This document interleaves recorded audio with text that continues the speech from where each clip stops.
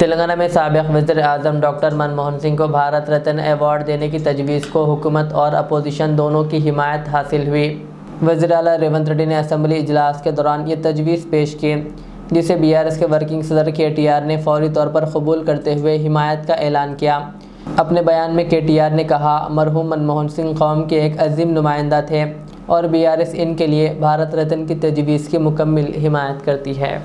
भारत माजी प्रधानी డాక్టర్ మన్మోహన్ సింగ్ గారికి అత్యున్నత పురస్కారం భారత రత్నం ప్రదానం చేయాలని కేంద్ర ప్రభుత్వాన్ని కోరుతూ ఈ సభ తీర్మానం చేస్తుంది.